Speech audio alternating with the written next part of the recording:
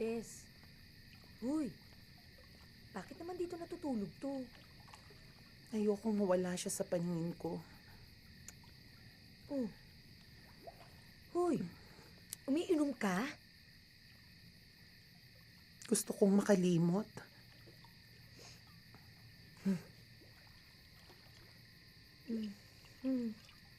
Gusto makalimot? Soft drinks?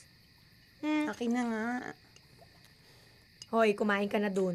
Uubusan ka ng 2. Hindi ko malulunok ang kahit na anumang pagkain. Hindi ko alam kung ano ang maipapayo ko sa'yo. Kasi, pagbali-balik na rin mo man ang lahat, sila pa rin ang tunay na magulang eh.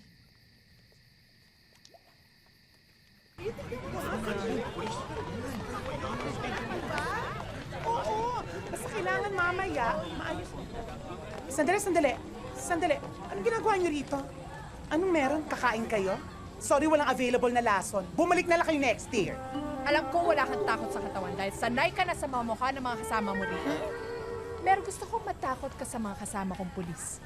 Ilabas mo yung anak ko! Magpasalamat ka sa red lipstick mo at kahit papano nagkakulay ka. Pero sana nahawa man lang ng budhi mong kaitiman yung balat mong kaputian, wala kang anak! Bex, sorry, ayoko naman talaga mangyari to eh. Ayokong umabot pa sa ganito kaya pag-usapan na lang natin na maayos oh. Hindi mo gusto mangyari pero nandito kayo. May 7 taong gulang na batang nagre-review sa loob ng aircon niyang kwarto, sa loob ng bahay niya na may swimming pool. Anak ko yun, kayo! Anong meron kayo na parang ebidensya ninyo, ha? Oh, Natalie! Oy! Birth certificate at marriage contract na nagpapatunay na ikinasal kami at nanganak ako. Higit sa lahat, may matris ako. Ikaw, anong meron ka? Wait, ano bang meron ka? Ano meron? Ano naman kung ano meron ako? Meron kami naman tayo. Sinasabi yung matres. Wala ka talaga noon. Wala talaga matres. Wala. Manigas ka! Hindi ko sa'yo ibibigay ang anak ko kahit na ipakulong mo pa ako. Kahit na ipakulong mo pa ako! Bugoy! Bugoy! Asa ka? Andito ako, Clark! Bakit? Halika! Halika nga rito! Walang iya! May dala ka pang sasakyan ngayon ah! Hindi sa amin yan. Hiniram lang namin yan eh. Nga pala, Cora, pizza ko, si Bugoy. Visit Hi! Uy, Dito. Tinanan mo yan ano? Tinanan mo yan ano? anong tinanan? Ikaw, huwag ka nga loloko-loko. Hindi ka na nahiya. Etong pera. Pumunta ka sa bayan, ha? Bumili ka ng makakain natin. Tapos yan, may pintuan yan. Nasa likod. Pakapit mo. Pagkasilinahan mo na rin. Bilisan mo! Ikaw na magkatay dito. Miss Cora, ipagluluto ko kayo ng adobong manok. Salamat.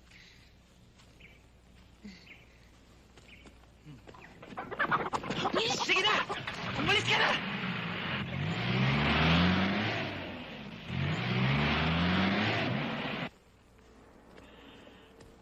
Masarap yan. Kuya Clark, pinabibigay nga po pala to sa inyo ng kumpare niyo dyan sa kabila. Ganun ba? Dami ah. Sige, pasok mo na yan. Tapos mamaya, luluto natin. Sige po. Alam mo, dalawa lang naman ang dahilan kung bakit tayo nahabol ng mga killer eh. Una, alam nila na heredera ka. Baka... Tama. Napanood siguro nila yung interview ko sa TV. Oo, baka. Pangalawa, yung mga kamag-anak mo. Baka gusto ko nilang patayin para masoli nila yung kayamanan na mamanahin mo. Oo nga, no? Siyempre, pag mayaman ka na, marami nang nakakapansin sa'yo. Marami nang manliligaw. At hindi lang basta-basta manliligaw. Parang nakikita ko na ang habang pila ng mga iba't ibang sasakyan ng mga lalaking manliligaw sa'yo. Siyempre, pag marami ka nang manliligaw, makakapamili ka na. Ganun ba yun? Oo. Wow! Ikaw, anong pangarap mo sa buhay? Simple lang. One day, one eat. Minsan, one day, Nating, mababaw lang naman ang kaligayahan ko eh. Mababa din ang pinag-aralan ko para mangarap ng mataas. Okay na sa akin yung tipong katulad mo. Tulad ko? Oo. Clark, totoo ba yan? Oo. Alam ko kung anong gagawin ko.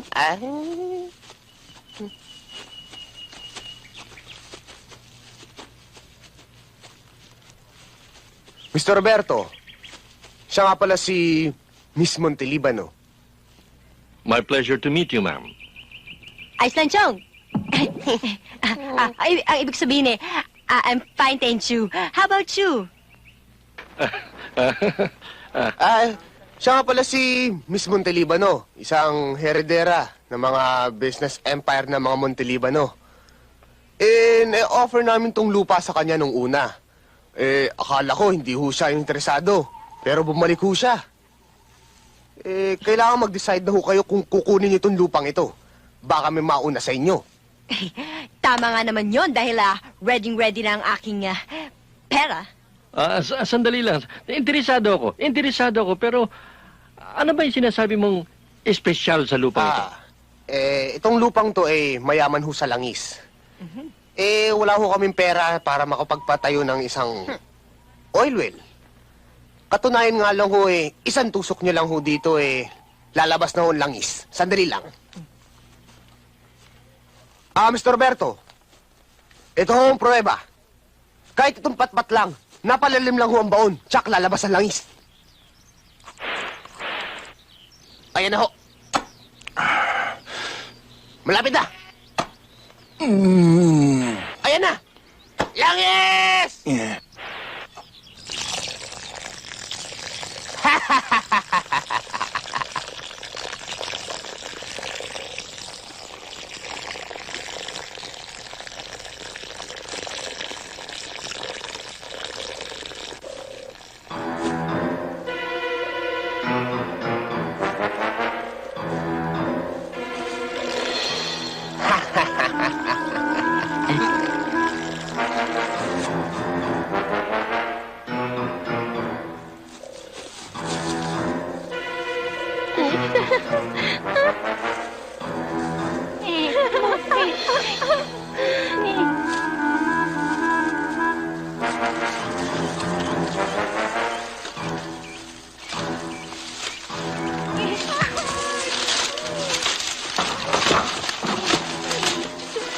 Bulyo!